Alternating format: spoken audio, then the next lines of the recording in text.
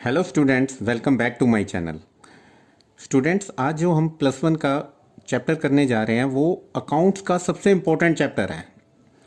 आज के बाद मैं कुछ भी इम्पोर्टेंट इससे ज़्यादा नहीं पढ़ाऊंगा, यानी कि सबसे इम्पोर्टेंट चैप्टर यही है पूरे अकाउंट्स में। अगर ये चैप्टर आता है तो बाकी सभी चैप्टर आ सकते हैं, वरना कुछ भी नहीं आ सकता अकाउंट्स का। ठीक है, तो ध्यान से ज़रा कंसंट्रेशन से देखना कि कैसे कर रहे हैं हम ट्रांजैक्शंस। तो सबसे पहले जो चैप्टर कर रहे हैं जर्नल, इसकी डेफिनेशन करते हैं कि डेफिनेशन क्या है जर्नल की। Journal is the book of original entry in which transactions are recorded as and when they take place। यानी कि जब भी कोई ट्रांजैक्शन बिजनेस में हुई तो सबसे पहले हम कहाँ रिकॉर्ड करते हैं? जर्नल में। बेटा, जर्नल एंट्री करने से पहले आपको इससे पहले चैप्टर में कंसेप्ट्स पढ़े होंगे आपने, तो एक उसमें कंसेप्ट था कि बिजनेस एंटिटी कंसेप्ट। इस कंसेप्ट में क्या था कि भी जो बिजनेस और बिजनेसमैन है, they have separate legal entity, they have separate entity. यानी कि जो बिजनेसमैन है वो बिजनेस के लिए क्रेडिटर है। बिजनेस एंड बिजनेसमैन सेम चीज नहीं है, एक चीज नहीं है। They have separate entity. Clear? तो जब हम ट्रांजैक्शन रिकॉर्ड करेंगे जर्नल में, तो हमने किसके पॉइंट ऑफ व्यू से करने हैं बेटा? हमने बिजनेस के पॉइंट ऑफ व्यू से करने हैं, ना कि बिजनेसमैन के पॉइंट ऑफ व्यू से करने हैं। ये ध्यान रखोगे तभी जर्नल एंट्री कंप्लीट हो पाएंगे, अदरवाइज नहीं पॉसिबल। ठीक है, हमने यानी कि बिजनेसमैन के पॉइंट ऑफ व्यू से ट्रांजैक्शन नहीं रिकॉर्ड करनी है, हमने किसके पॉइंट ऑफ व्यू से ट्रांजैक्शन रिकॉर्ड करनी है? बिजनेस के पॉइंट ऑफ व्यू से। क्लियर? तो ये बिजनेस एंटिटी कंसेप्ट क्लियर हो गया कि business and businessman have separate entity. Clear? और एक हमने कंसेप्ट किया था ड्यूल एस्पेक्ट। ठीक है, इसमें क्या है? For every debit there must be equal amount of credit. For every debit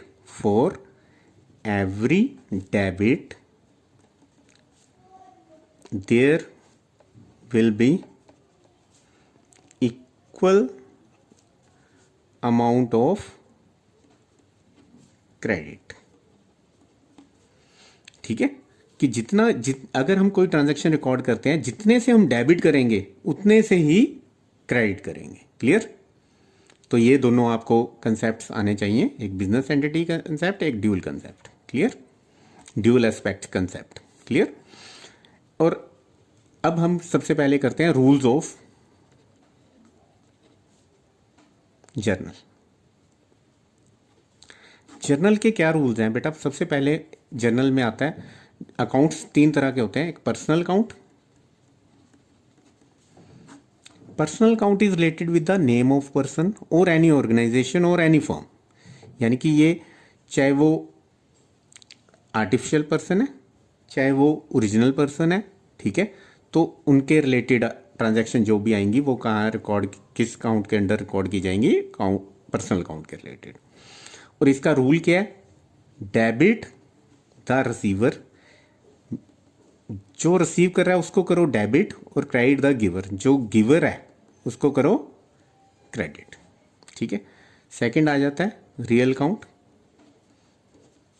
बेटा, real account is related with tangible things and intangible things. Tangible things वो होती हैं जो कि विच कैन बी सीन और touched, like cash in hand, plant and machinery, land and building, furniture and fixture. ठीक है, और इंटेंजिबल होती है which can not be seen और touch, like goodwill, patents, trademark. Clear? But have some value. Clear? Intangible तो पता लग गया, cash in hand, plant and machinery, land and building, etcetera. तो रियल काउंट का क्या रूल है बेटा, डेबिट व्हाट कम्स इन, जो बिजनेस में आ रहा है, चाहे वो कैश आ रहा है, चाहे वो प्लांट आ रहा है, चाहे लैंड एंड बिल्डिंग आ रही है, चाहे फर्नीचर आ रहा है, उसको करो debit and credit what goes out, जो बिजनेस से चीज़ जा रही है उसको करो क्रेडिट। क्लियर। थर्ड है nominal count. Nominal count is related with the expense and income of the business. तो इसका क्या रूल है, debit all expenses and losses and credit all income and gains. Clear. तो ये 3 रूल हो गए। Personal का rule debit the receiver credit the giver, real count का rule debit what comes in credit what goes out, and third हो गया nominal count का debit all expense and losses credit all income and gains. बेटा अब कोई भी transaction करने के लिए जरूरी नहीं है कि अगर डेबिट द रिसीवर लगा है तो क्रेडिट के लिए क्रेडिट द गिवर ही लगेगा। क्लियर। या फिर डेबिट व्हाट कम्स इन लगा है तो क्रेडिट व्हाट गोज आउट ही लगेगा, ये नहीं है, ऐसा नहीं है। Any combination of debit and credit can be applied, यानी कि अगर डेबिट द रिसीवर लगा है तो ये पॉसिबल है कि क्रेडिट व्हाट गोज आउट का रूल लगे क्रेडिट के लिए। ऐसा भी हो सकता है कि डेबिट के लिए लगे डेबिट व्हाट कम्स इन और क्रेडिट के लिए लगे credit all income and gains. ठीक है। तो any combination of debit and credit can be applied for any given transaction. Clear. ठीक है। पहले देखो हम डेबिट क्रेडिट तो कर रहे हैं, तो सबसे पहले हमें पता होना चाहिए कि डेबिट होता क्या है। डेबिट क्या होता है, डेबिट क्या होता है, डेबिट व्हाट वी ओन्ड, जो हमारा है, एंड क्रेडिट क्या होता है, क्रेडिट व्हाट वी लोन्ड, जो हमने लोन लिया हुआ है। ये याद रखना है आपने। ठीक है। डेबिट क्या होता है, debit what we owned and credit what we loaned. यहाँ तक क्लियर है सभी को। ठीक है। अब मैं जर्नल करनी, कैसे ट्रांजैक्शन रिकॉर्ड करनी है वो बताता हूँ। बेटा अभी मैं जर्नल को फॉर्मेट में नहीं बताऊंगा, अभी जस्ट मैं आपको ट्रांजैक्शन कैसे रिकॉर्ड करते हैं, कैसे करते हैं वो सिखा रहा हूँ। बाद में फॉर्मेट का क्या, फॉर्मेट तो हम 1 मिनट में सीख लेंगे। तो सबसे पहले देखो बेटा हमें पता होना चाहिए, फर्स्ट ट्रांजैक्शन ही लेते हैं हम। जैसे फर्स्ट ट्रांजैक्शन है हमारे पास कमेंस्ड बिजनेस विद ₹10,000। अब बेटा बिजनेस किसने कमेंस किया होगा, ऑब्वियसली बिजनेसमैन ने। ठीक है। स्टार्ट किया होगा, बिजनेसमैन ने ही स्टार्ट किया होगा ना 10,000 रुपीज़ के साथ। तो मैंने बताया था हमने किसके पॉइंट ऑफ व्यू से ट्रांजैक्शन रिकॉर्ड करनी है, हमने बिजनेस के पॉइंट ऑफ व्यू से रिकॉर्ड करनी है, ना कि बिजनेसमैन के पॉइंट ऑफ व्यू से। तो बिजनेस के पॉइंट ऑफ व्यू से हमने रूल्स देखने हैं, जो मैंने रूल बताए हैं डेबिट एंड क्रेडिट के, वो अप्लाई करनी है। तो जब हम बिजनेस कमेंस करते हैं, यानी कि बिजनेसमैन बिजनेस कमेंस करता है ₹10,000, तो बिजनेस के पास क्या आया बेटा, क्या आया, कैश। मैंने बताया था ना बिजनेस और बिजनेसमैन हैव सेपरेट एंटिटी। तो हम बिजनेस के पॉइंट ऑफ व्यू से देख रहे हैं, तो बिजनेस का रूल क्या है, पहला रूल क्या था पर्सनल अकाउंट का, debit the receiver. Who is the receiver, business is the receiver ना, बिजनेस कैश रिसीव कर रहा है। बेटा जिसकी बुक्स मेंटेन करते हैं उसमें उसका नाम नहीं आता, तो इसलिए वो वाला रूल नहीं लगा डेबिट द रिसीवर वाला। नेक्स्ट कौन सा था, रियल काउंट का। रियल काउंट का क्या रूल है, debit what comes in, debit के लिए डेबिट व्हाट कम्स इन। तो हमारे बिजनेस के पास क्या रहा, मैंने बताया ना बिजनेस के पॉइंट ऑफ व्यू से ट्रांजैक्शन रिकॉर्ड करनी है। तो बिजनेस के पास क्या आया, कैश। तो हमने किसको क्या लिख दिया, कैश अकाउंट डेबिट, कितना, ₹10,000। फिर 2 क्रेडिट के लिए, अब 2 से स्टार्ट करना है। क्रेडिट के लिए क्या रूल लगेगा, पहला रूल क्या है, credit the giver. Who is the giver, businessman. तो सपोज बिजनेस किसने कमेंस किया है, सपोज राम ने कमेंस किया, राम कमेंस्ड बिजनेस। ठीक है। तो यहां पे क्या आ जाएगा, 2 credit the giver, who is the giver, Ram, 2 Ram's. बेटा जब बिजनेस स्टार्ट करते हैं इनिशियल स्टेज पे, तो जो वो पैसे लेके आता है बिजनेसमैन, उसको कैपिटल कहते हैं। तो 2 राम्स कैपिटल काउंट आ जाएगा 10,000। फिर से बता रहा हूँ, डेबिट व्हाट कम्स इन वाला रूल लगा डेबिट के लिए। तो बिजनेस में क्या आ रहा है, कैश, कैश को हमने कर दिया डेबिट। और क्रेडिट द गिवर वाला रूल लगा, हु इज द गिवर, क्योंकि बिजनेस किसने स्टार्ट किया था, राम ने, तो हमने क्रेडिट किसको कर दिया, राम को। तो टू राम्स कैपिटल काउंट, क्योंकि इनिशियल स्टेज में जो बिजनेस में इन्वेस्ट करते हैं पैसा बिजनेसमैन लेके आता है उसको कैपिटल कहते हैं। कैपिटल की क्या डेफिनेशन है बेटा? कैपिटल इज द अमाउंट और goods introduced by the proprietor in the business in its initial stage. जो बिजनेस में लेके आ रहा है पैसा वो उसको कैपिटल कहते हैं।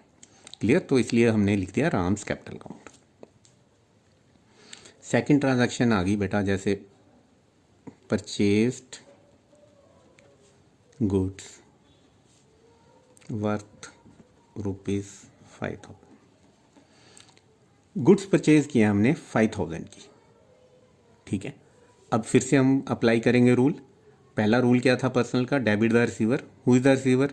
कौन गुड्स परचेज कर रहा है? हम खुद ही परचेज कर रहे हैं, ठीक है। बिजनेस परचेज कर रहा है। तो मैंने बताया जिसकी बुक्स में हम एंट्री कर रहे हैं उसमें उसका नाम नहीं आता, तो ये वाला रूल नहीं लगेगा।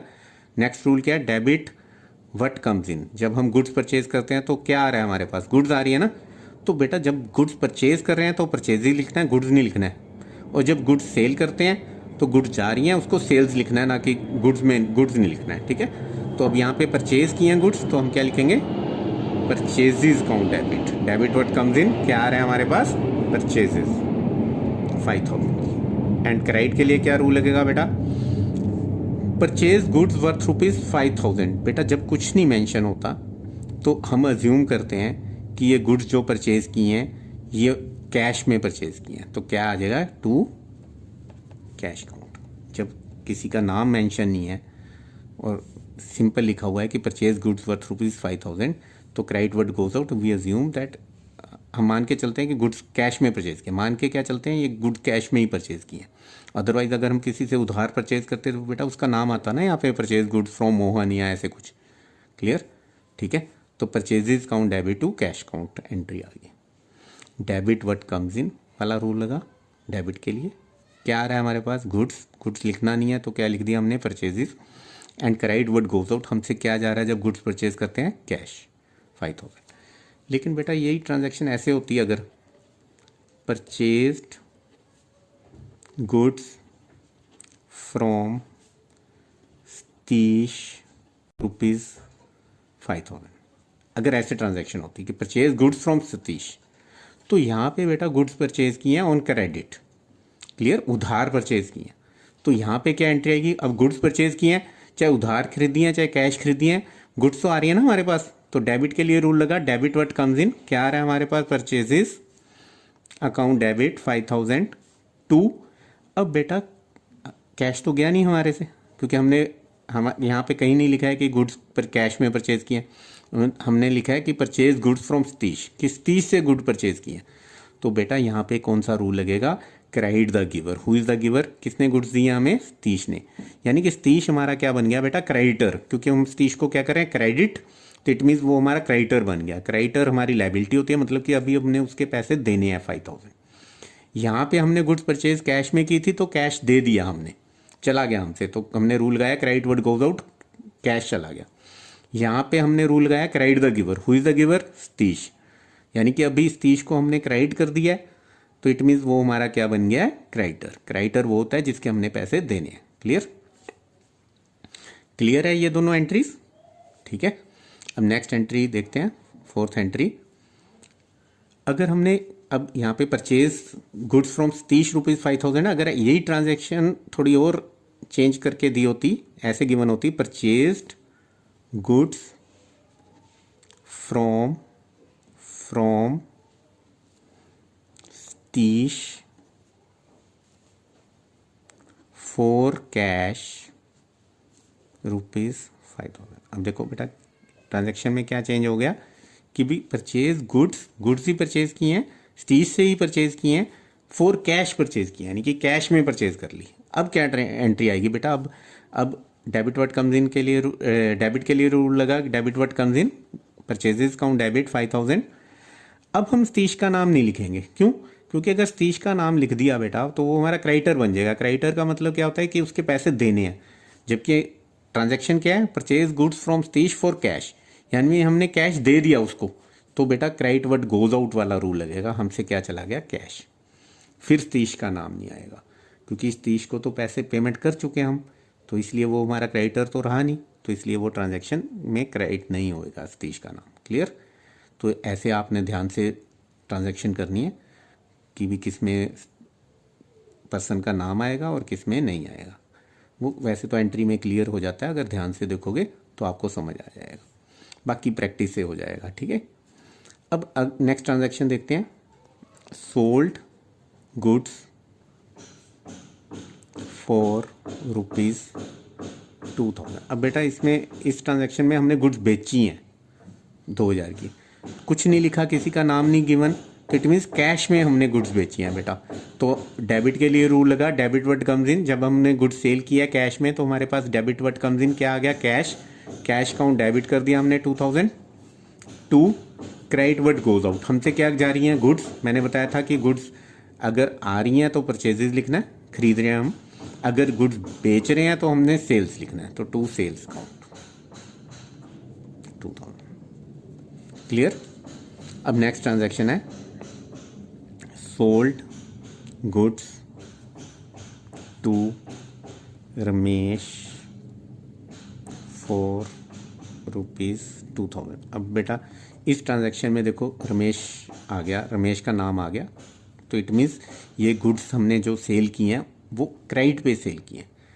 क्रेडिट पे सेल किए हैं तो रूल कौन सा लगेगा, पर डेबिट के लिए पहले रूल देखते हैं। Debit the receiver, who is the receiver, कौन गुड्स रिसीव कर रहा है अगर हम बेच रहे हैं तो रमेश ना, तो रमेश का नाम डेबिट हो जाएगा बेटा, रमेश काउंट डेबिट हो जाएगा, क्योंकि वो हमारा डेटर बन गया। अभी हमने उससे पैसे लेने हैं, लिए नहीं है, क्योंकि उन्होंने कहा है कि सोल्ड गुड्स टू रमेश, कहीं लिखा है कि कैश में सेल किया नहीं ना, तो इट मीन्स ये क्रेडिट पे सेल किया।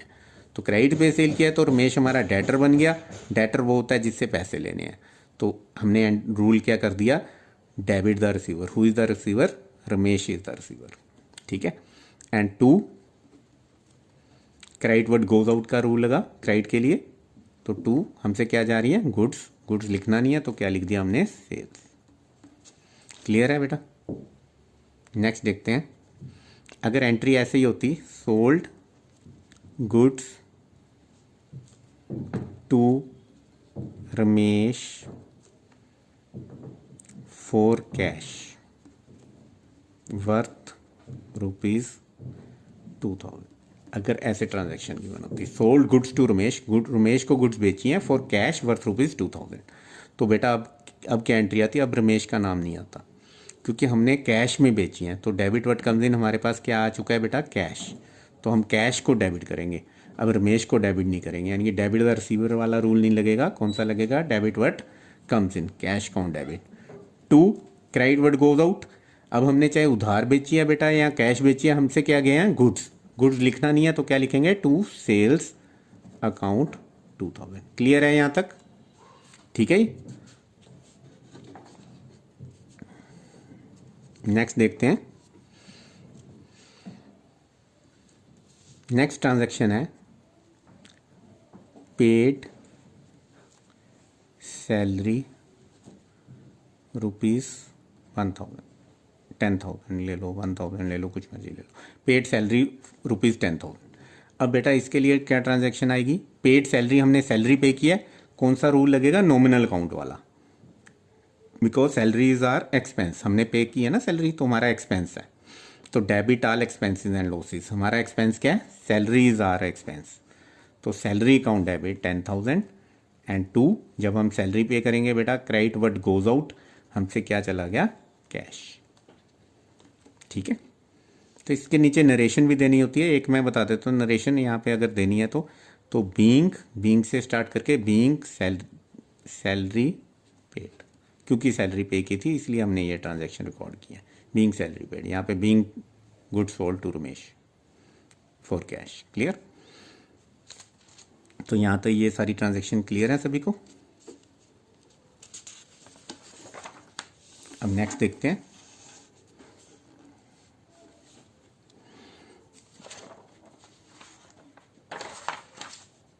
नेक्स्ट ट्रांजैक्शन देखते हैं बेटा, एंट्री आ गई रिसीव्ड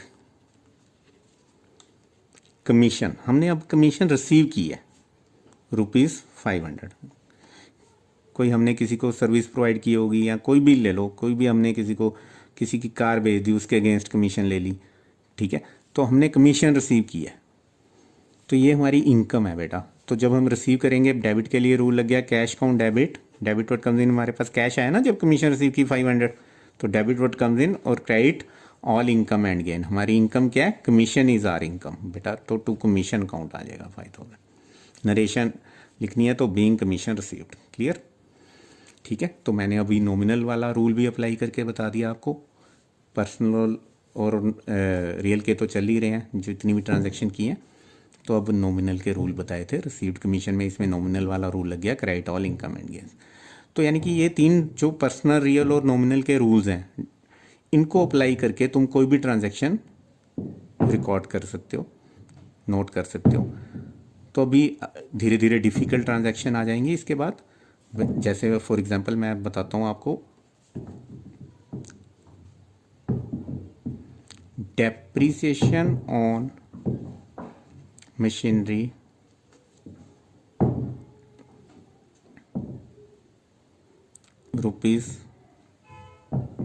₹1000। डेप्रीसिएशन लगी है मशीनरी पे। बेटा डेप्रीसिएशन क्या होती है, पहले तो सबसे पहले डेप्रीसिएशन पता होना चाहिए हमें क्या होता है। डेप्रीसिएशन क्या होता है, it is the wear and tear and obsolescence cost of fix assets. Wear and tear, normal wear and tear, जैसे हम कोई कार यूज़ करते हैं तो वो 5-6 महीने बाद पुरानी हो जाती है, उसका पेंट फेड हो जाता है, टायर घिस जाते हैं, तो उसकी वैल्यू कम हो जाती है, यानी नॉर्मल वियर एंड टियर में आ गई। एंड ऑब्सोलीसेंस कॉस्ट क्या होता है बेटा, it is the loss in the value of fix asset due to change in fashion and technology. किसी चीज़ का फैशन चेंज हो जाता है तो उससे भी उसकी वैल्यू कम हो जाती है, टेक्नोलॉजी चेंज हो जाती है उससे भी वैल्यू कम हो जाती है। जैसे एप्पल का एप्पल 10 आया था तो एप्पल 8, एप्पल 7, एप्पल 6 की वैल्यू कम हो गई थी। क्लियर? तो डेप्रीसिएशन होगी। क्लियर? डेप्रीसिएशन फिर से बता दूं आपको क्या होता है, it is the wear and tear and obsolescence cost of fixed assets. Fixed asset की वियर एंड टियर कॉस्ट है। क्लियर? तो अगर हमने जैसे ट्रांजैक्शन कर रहे हैं कि डेप्रीसिएशन ऑन मशीनरी ₹1000, अब 1000 की डेप्रीसिएशन लगी है हमारी मशीनरी पे, तो रूल कौन सा लगेगा बेटा, depreciation account debit 1000 because depreciation is are expense. हमारी एसेट की वैल्यू कम होगी ना, तो हमारा नुकसान हो गया, तो डेप्रीसिएशन को डेबिट करेंगे। डेबिट रूल कौन सा लगा, नॉमिनल अकाउंट का, debit all expenses and losses, depreciation account debit. And credit word goes out. बेटा हमसे क्या चला गया, मशीनरी। अब तुम कहोगे मशीनरी तो गई नहीं, हमने बेची थोड़ा, डेप्रीसिएशन लगी है। तो बेटा एक रूल है, assets must be debited and liabilities must be credited. जितनी भी लायबिलिटीज होती हैं हमारी उनको क्रेडिट करते हैं और जितनी भी एसेट्स होती हैं उनको डेबिट करते हैं। क्लियर है? अब देखो बेटा, हमारी एसेट अगर इंक्रीज होएगी, एसेट अगर इंक्रीज होएगी तो हम एसेट को डेबिट करेंगे क्योंकि एसेट मस्ट बी डेबिटेड होता है। बट अगर एसेट डिक्रीज होएगी तो हम एसेट को क्या करेंगे, कम करने के लिए क्या करेंगे, जो डेबिट किया उसको क्रेडिट कर देंगे। क्लियर? तभी कम होएगी। सपोज हमने एसेट खरीदी थी, मशीनरी खरीदी थी 1 लाख की, अब रहेगी वो 99,000 की, तो अब उसको क्या करें, उसको 1000 से क्रेडिट कर देंगे ना। ठीक है? तो ऐसे आया है बेटा, मशीनरी क्रेडिट हुआ है क्योंकि मशीनरी की वैल्यू कम होगी, क्योंकि रूल है एसेट मस्ट बी डेबिटेड। अब एसेट इंक्रीज होती तो डेबिट करते, लेकिन यहाँ पे मशीनरी पे डेप्रिसिएशन लगी है तो मशीनरी की वैल्यू कम होगी, तो हमने मशीनरी को क्या कर दिया, क्रेडिट। क्लियर? ऐसी लायबिलिटी मस्ट बी क्रेडिटेड होती है। कहने का मतलब कि अगर लायबिलिटीज इंक्रीज होंगी तो बेटा उसको क्रेडिट करेंगे, और अगर लायबिलिटीज डिक्रीज होंगी तो उसको डेबिट करेंगे।